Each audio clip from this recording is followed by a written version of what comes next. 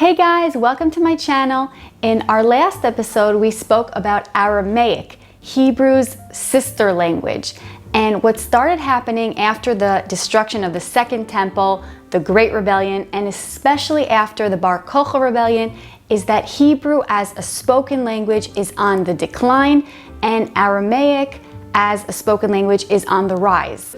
Jews now begin a long period of time, almost 2,000 years, where we don't have an independent state of our own, where moving from country to country, generally we'll go to countries that are good to us and treat us well at first maybe, and then we'll have to move when they start not treating us so well or when they expel us.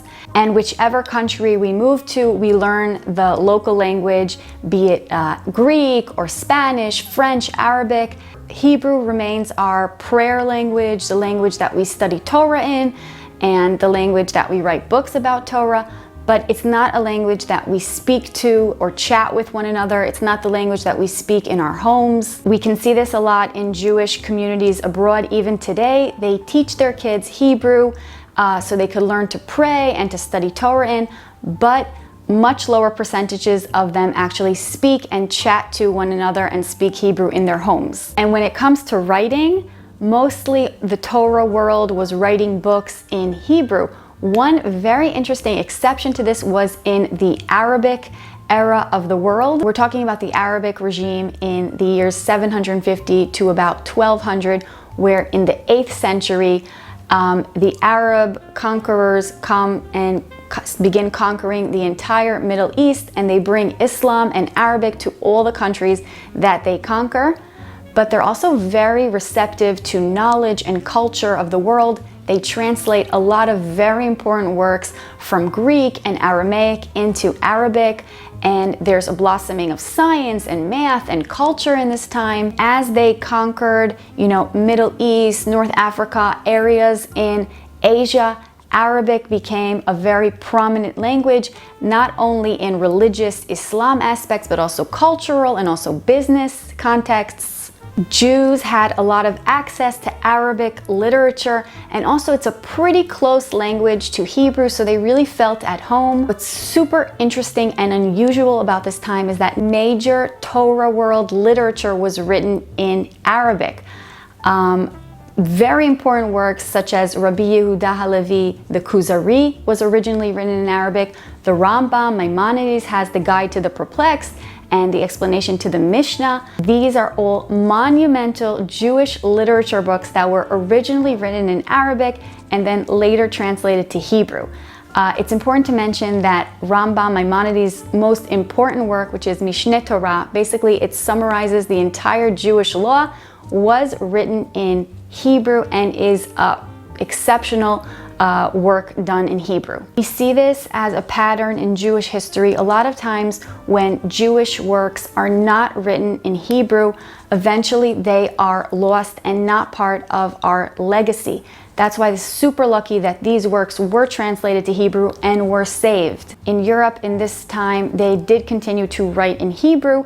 The main written language of the time was Latin, and Latin was a language that Jews had much less access to. It was considered a Christian language, so they didn't really learn it or have access to it. A very well-known scholar that we have to mention from the 11th century is Rashi.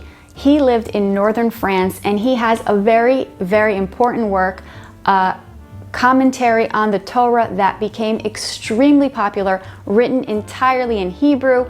And obviously he had to, use some new words, and it gave Hebrew an extra boost so that other people can also learn Hebrew more and know Hebrew more. But even when they were learning Torah in Hebrew, they still weren't speaking it. Around this time and later centuries, we develop our Jewish languages, mainly Yiddish and Ladino.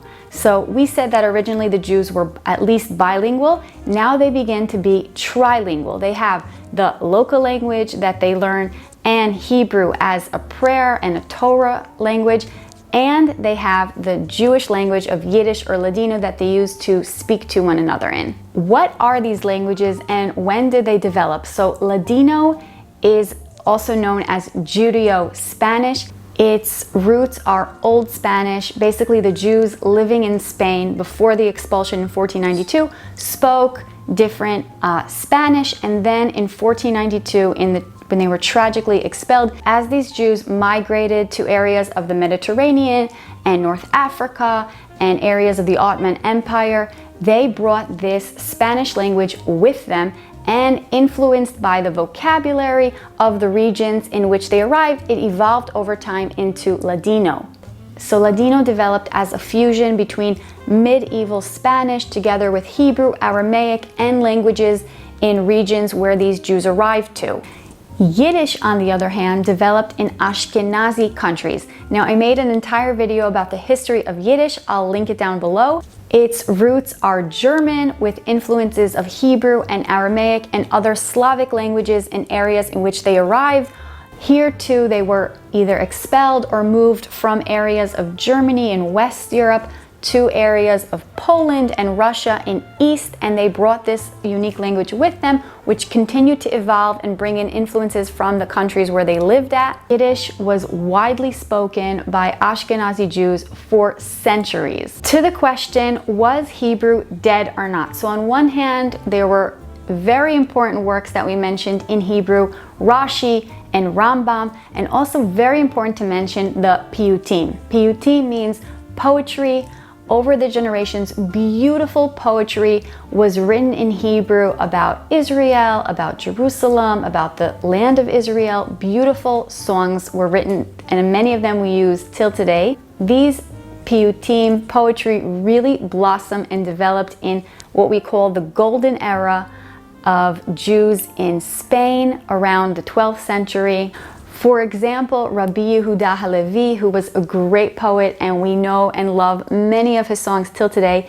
In fact, Nomi Shemer, when she wrote Yerushalayim Shel Zahav, a very famous Israeli song about Jerusalem, she uses an expression taken from Rabbi Yehuda Halevi's poetry, which is Halo lichol shiraich ani kinor, to all your songs I am a violin. And this was originally written by Rabbi Yehuda Halevi in his songs Ani kinor l'shiraich. He has in one of the songs called Tzion halo tish'ali. With all this blossoming, it's hard to say that it's dead, but on the other hand, a language that is not spoken for many, many years, it becomes forgotten and it doesn't develop. People don't have the words to use to express themselves, and new concepts, new ideas, and new things are not being developed in the language. And linguists refer to a language that has not been spoken as a dead language.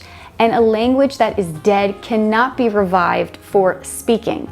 And this is also what happened to Hebrew. For 1700 years, Hebrew was not spoken, and it might not have been spoken ever again if not for the miraculous event which took place, the revival of the Hebrew language. We will discuss this revival in the next episode. Hope you enjoyed this video, and if you did, please give it a thumbs up. See you next time.